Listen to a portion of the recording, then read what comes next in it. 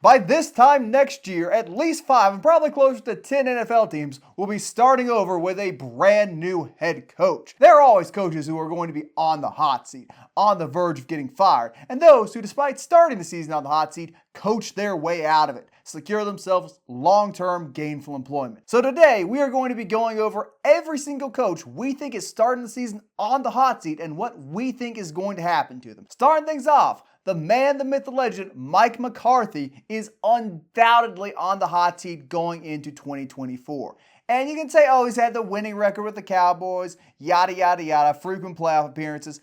Doesn't matter. The expectation for the Cowboys is much higher than a divisional round loss. The Cowboys are expecting Mike McCarthy and to a certain extent Dak Prescott, CeeDee Lamb, Micah Parsons, their other high in town, to get them to a conference championship at bare minimum. If Mike doesn't get the Cowboys there this year, I truly believe he is gone. Unfortunately for him, there are at least 3 and maybe 5 better teams in the NFC than the Cowboys. It would take some extraordinary bits of luck, injuries, and players like Prescott elevating their games to new highs to get the Cowboys to the conference championship. This is a good team, sure, but it's not a team built for success in January and February. I think Mike McCarthy, who is starting the season on the hot seat, will finish it with his sacking. Mike McCarthy will not be the Cowboys head coach next year. I think every decision the Cowboys have made this past offseason in regards to their roster, not extending Dak, waiting to extend CeeDee Lamb, not really paying any big name free agents to try and make a push towards the Super Bowl,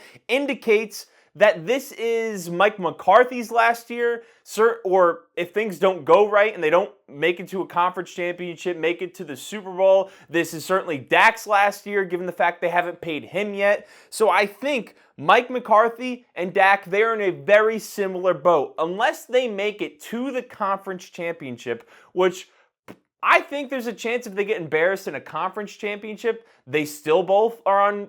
Well, Mike McCarthy probably doesn't have a job if he's not with the Cowboys next season. But I think Dak will be on another team if they get embarrassed in the conference championship. But the only scenario where I see Mike McCarthy coaching the Dallas Cowboys next season is if they make it to a conference championship and at least lose in a competitive way if they don't make it to the Super Bowl. I think after 3 seasons in a row of winning 12 games, dominating during the regular season, 2021, they lost to the 49ers with a late game gaffe. In 2022, they did beat the Buccaneers, but it was not the same Tom Brady-led Buccaneers that won the Super Bowl. Then they got embarrassed by the 49ers. And last year, after having a regular season where it looked like the Cowboys were finally taking the next step, they got packered. It falls apart against the Green Bay Packers at home. With all that taken into consideration, Dan Quinn now coaching for the Commanders, if the defense takes a step back and the offense isn't able to elevate to that next level, which we still haven't seen over the last 3 seasons, I don't think it's very likely Mike McCarthy is a Cowboys head coach next year. Well, maybe Zeke elevates their running game to unprecedented new heights. Glad we agree on what Big Mike is. You mentioned Dan Quinn. He might be the only coach in the NFC East who I am confident is going to be safe by this time next year. Let's look at Nick Siriani, who despite having 11 wins last year, undoubtedly led the Eagles to a disastrous finish. Terrible down the stretch, embarrassed in the playoffs by the Buccaneers. Wasn't even a close game, really. Baker Mayfield and that scrappy receiving unit just dominated the Eagles. Offensively, they couldn't do anything. People are blaming it on the coordinators. They're blaming it on injuries to Hurts. They are blaming it on everyone, but most importantly, they are blaming it on Sirianni. A lot of that blame is deserved. I don't think he can survive another year where they go 10-7, 11-6, particularly with the acquisition of Saquon Barkley. This Eagles team needs to be undisputedly one of the 3 or 4 best teams in the NFC. They need to look good in the playoffs. They need to dominate in the wild card or even get the first round bye for Sirianni to keep his job. If not, what's the point of having him there? He is a locker room guy, supposedly. He is a rah-rah coach. He's Dan Campbell-esque in that way. Except the locker room didn't really seem to be behind him down the stretch. You pair that with the loss of Jason Kelce, and if the Eagles don't meet expectations, they don't have a good year in 2024, Sirianni's gone.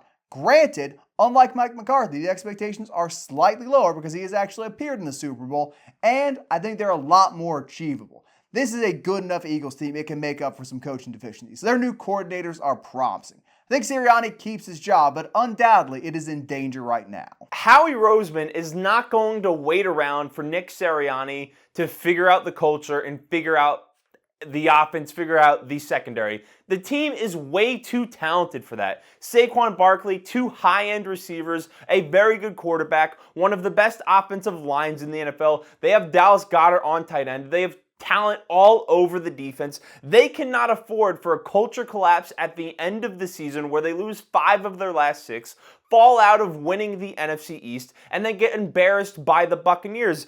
If any of those indicators are present again, even if they win a playoff game or 2 and lose in the conference championship, if we see again that the coordinators are struggling, they're not quite getting the most out of their offensive talent, and there are a bunch of rumors of locker room dysfunction, I think it's almost assuredly that Nick Siriani is not coaching the Eagles next year, because Howie Roseman's job is one of the safest general manager jobs, I think, in the NFL. And if they fail and don't make it to a Super Bowl due to the same red flags we saw last year, I don't think Howie Roseman's going to wait around for that. Well, you mentioned that even if they make the conference championship game, if they do that, they'll have had to beat either the Lions, the 49ers, or the Cowboys. And the first 2 of those teams are the best teams in the NFC. Then you've got a divisional rival. If you win over the divisional rival in the playoffs, outside the wildcard round, you are definitely secure in your job. So if they make a conference championship game, he's safe. I disagree with you on that, but he is certainly in danger if they have the same issues they did last year.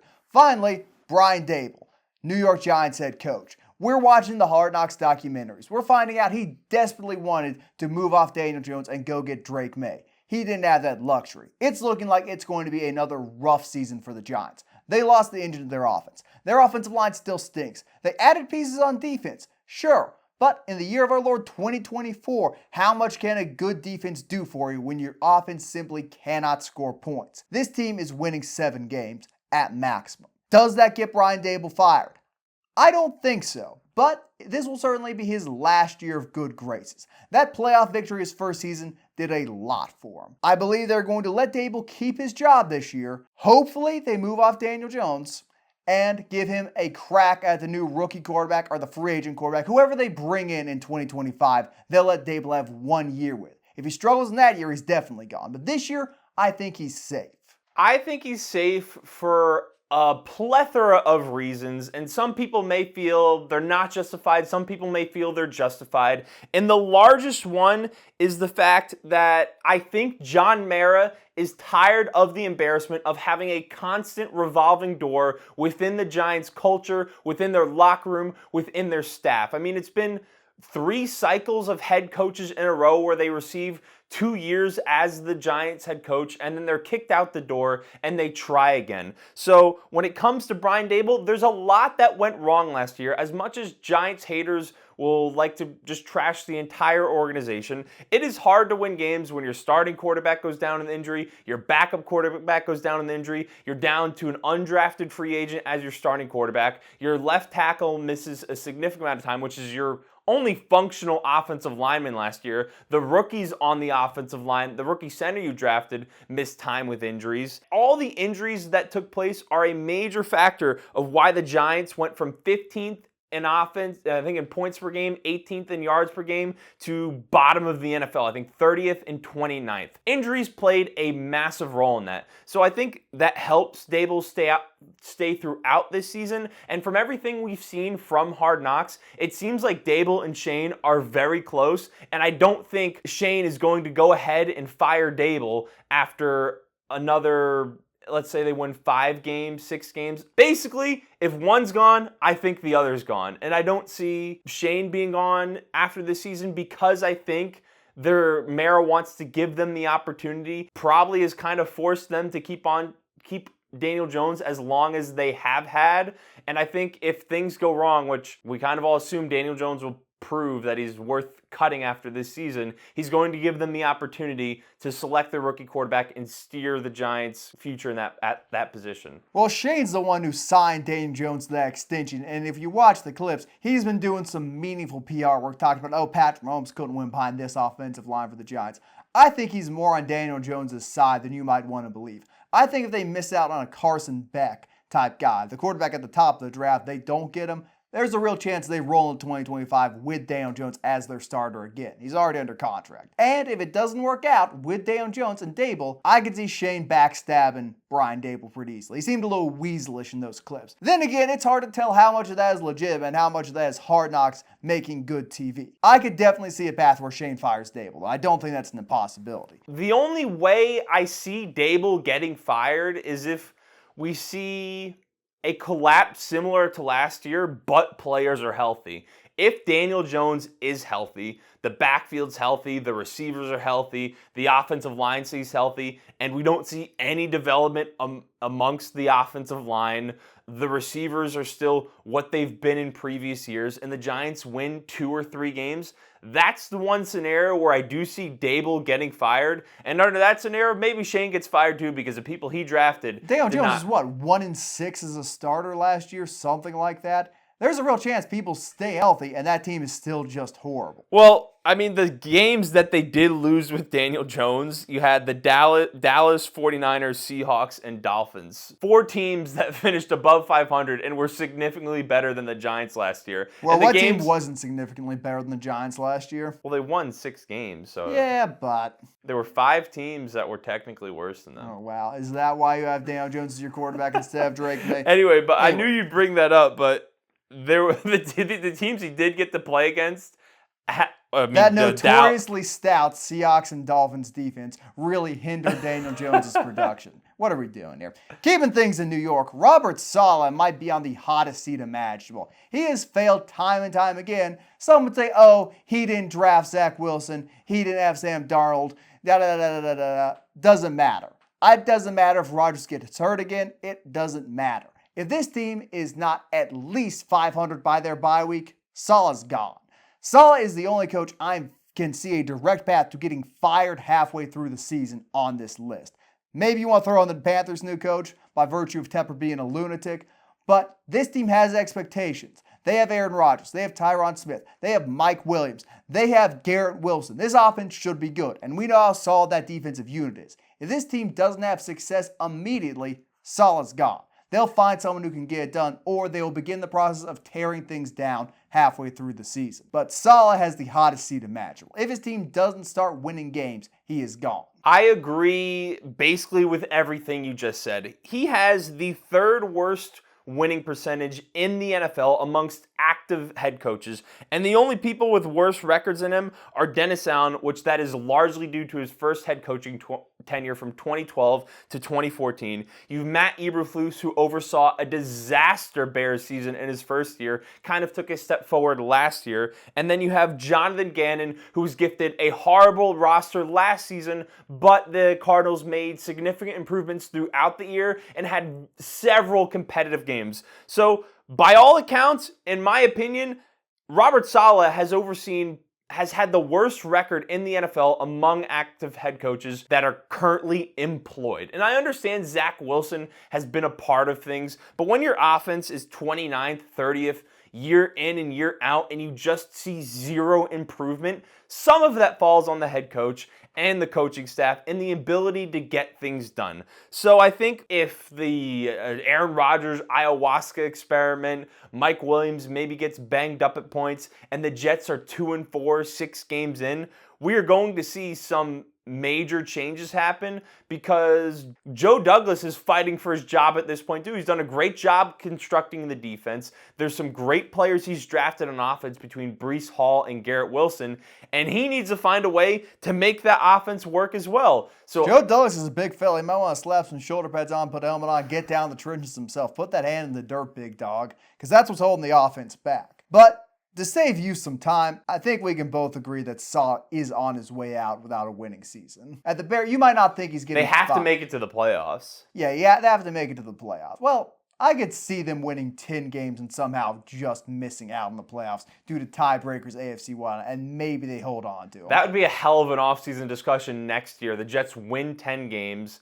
They're just good enough. Aaron Rodgers has a solid season. It looks a little messy, but they get some things done. And Aaron Rodgers gives us his whole speech and all the comments that come out about him that he's ready to come back next year. He wasn't 100% this previous season. Now that he's had 2 seasons to recover from the Achilles, get himself right physically and spiritually, he is locked in. And he forces the Jets to keep Robert Saleh, to keep Nathaniel Hackett, and they run things back. And they win 2 games and blow everything up again in a draft class worse at most positions than next year's. Truly spectacular stuff from New York. I can see it coming. You mentioned him already, Matt Eberflus. His success as a head coach depends entirely on Caleb Williams. If Caleb Williams can be moderately successful with the defense Chicago has, with the weapons they have, with the offensive line, which is not that bad by any stretch of the imagination. If Caleb Williams is remotely functional, get them to 9-10 wins, 2 more than last season, he keeps his job. But if they're 7-10 again, if they miss out on the playoffs, they're 8-9. If Caleb Williams struggles at points throughout the year and they really start losing games, have momentum go against them, he's gone. They are going to move in a completely different direction. They're going to get an offensive-minded head coach from college, from another team's OC. Maybe they get old Benny Boy from Detroit. It's hard to say. But they are going to go in a completely different direction than Eberflus. The only thing keeping Eberflus in town currently is the Bears' desire not to have more organizational turmoil. They'd like some stability for the rookie quarterback. That stability goes out the window if the rookie quarterback doesn't succeed. I don't think the win total is as important to Eberflus's job as you kind of just led on, because we take a look at the step the defense took last year. It went from 32nd in points the year prior to 20th. It went from 29th in yards allowed to 12th under Eberflus, and the offense still wasn't all that great, ranking 18th in points and 20th in yards. So when we take a look, now that they've added Keenan Allen, now that they've added Rome Odunze, now that they have the number 1 overall pick in Caleb Williams, and they have a lot of great pieces on that offense, what we need to see for Eberflus to keep his job is the offense to take the next step. They need to at least, at the minimum, get to a top 12 offense in points and yards, and I think Eberflus keeps his job. The reason I'm saying wins aren't as big of a deal is because the NFC North is possibly, we both agree, the best division in football. So they're going to have a lot of tough games this year that might come down to the wire. And especially with a team that's younger, they may lose those games just due to inexperience. I think if they lose a bunch of 1-score games down the stretch, that's going to get Eberflus fired too. At the end of the day, you cannot go from Justin Fields, who was one of the 5 worst passers of the football. I think I'm being generous saying he was one of the 5. He may have been the worst passer of the football in football last season. From Bagent Zero, who was the only man giving him competition for that number 1 worst spot, and have Caleb Williams and not win more games. Also, talk about the defense went from last place to 20th. Did you look at the splits, the stats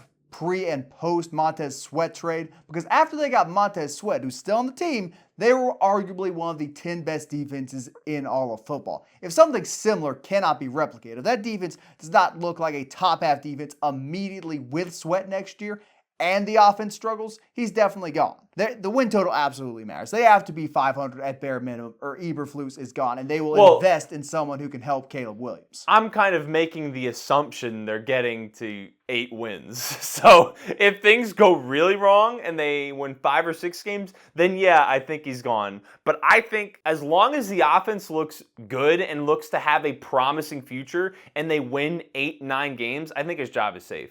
I don't think his hot seat is the hottest in the NFL for head coaches when it comes to job security. Yeah, I think that might just be Robert Saleh.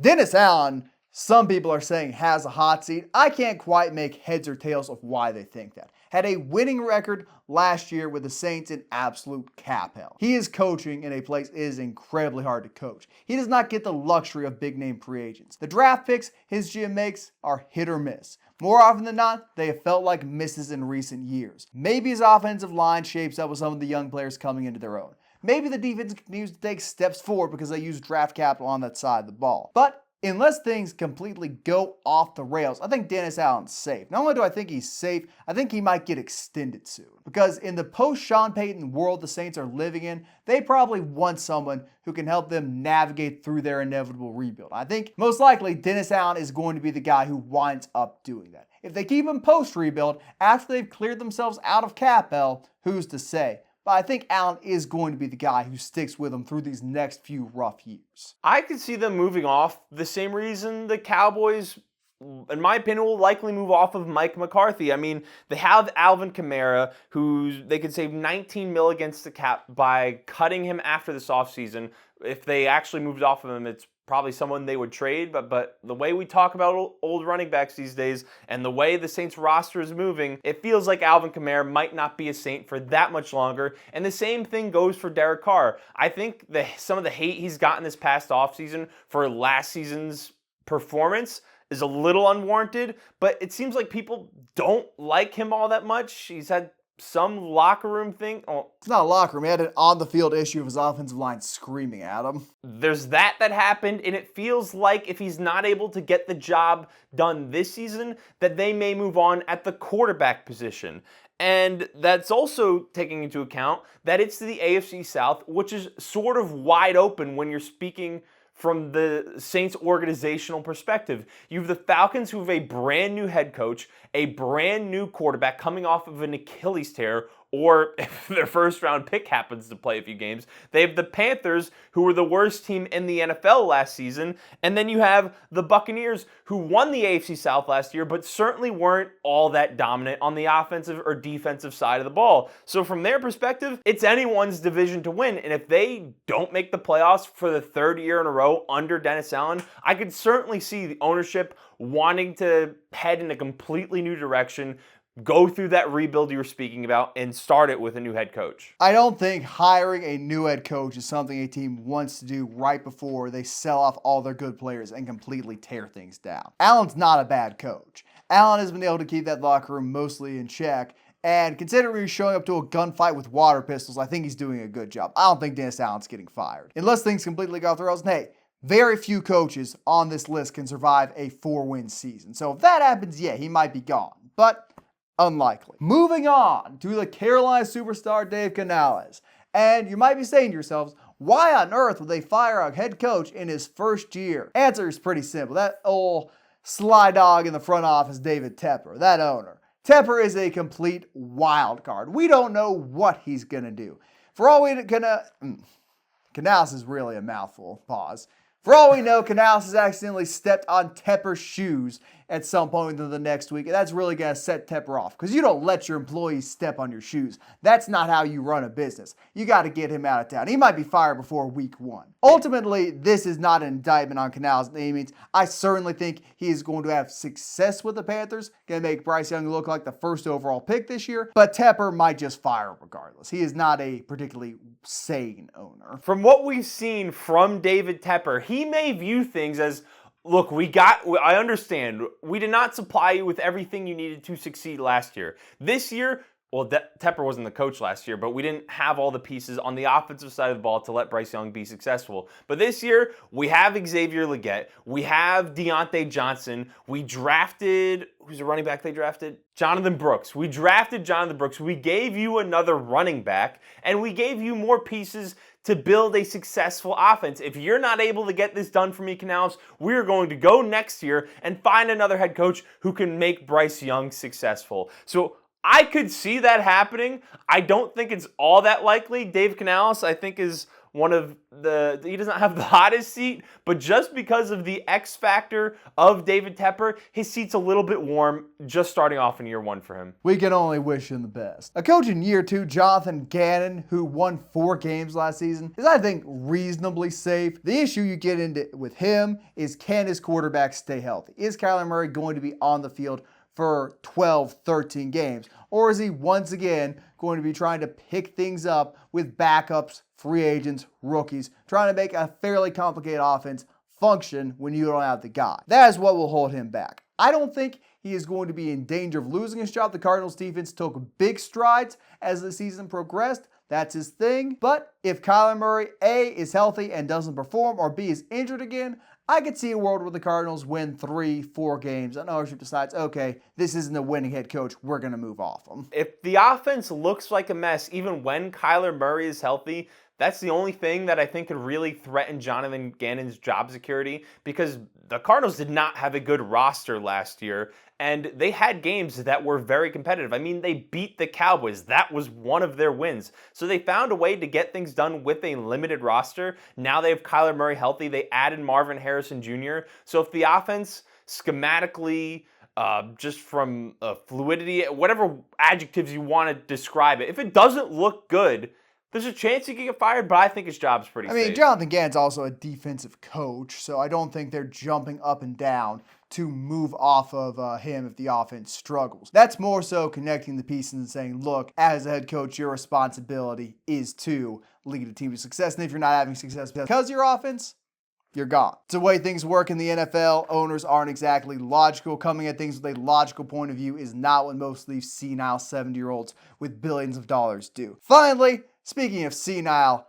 Sean McDermott. And people were calling for his job halfway through last season. The Bills picked up momentum down the stretch, posted some very unfortunate comments coming to light, and made the playoffs, lost to the Chiefs in heartbreaking fashion as per usual, and McDermott was safe. The only way he loses his job is if that new receiving room does not function to the level we expect it to. Because I'm very optimistic about the direction the Bills are going in at the wide receiver position. I think they are going to upgrade in the absence of Stephon Diggs. But if that room fails, if they have a lackluster offense, just kind of piddles through things, and the Bills are 500 again without any hope of making the playoffs, if a team like the Dolphins or the Jets takes firm hold of the AFC East, then I think McDermott is gone. Maybe halfway through the season. The seat's hot, but it could definitely be hotter. I don't really see many scenarios Sean McDermott gets fired, and I think this narrative has been wildly overblown by certain members of the media that say Josh Allen doesn't have enough help. Because when you look at Sean McDermott's resume,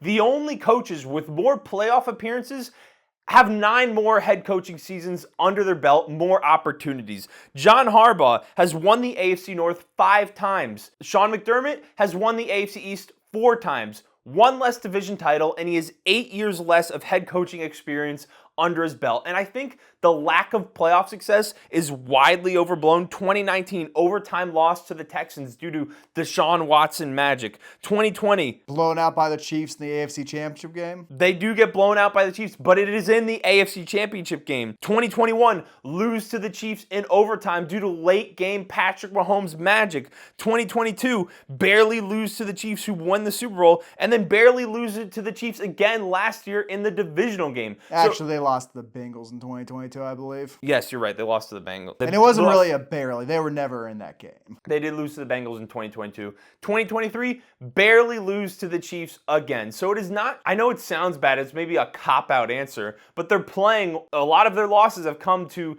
the greatest team of our generation that is not a Tom Brady-led team. So that is something to take into consideration. He's a lot of playoff success. He's won the AFC East 4 times throughout his career. He's the coach who ended the Bills' 17-year playoff drought. So I don't see a whole lot of scenarios outside of everyone being healthy, the offense falling completely apart, and the Bills only winning 4 or 5 games where Sean McDermott gets fired. You've unintentionally touched on it. I wasn't going to bring this up because I don't think it's going to happen again this year. But if you just can't beat the Chiefs, if over and over again, when it is required, your team makes costly mistakes, 13 seconds, that's arguably a coaching thing. Admittedly, Diggs dropping the ball. Who can beat the Chiefs? And again, if the Chiefs are in 1-score games every single time they play somebody in the playoffs, eventually you've got to pull one of these out. They've lost in the playoffs before. The Bengals beat them. The Buccaneers beat them. The Patriots beat them. They're not invincible when you get to the postseason.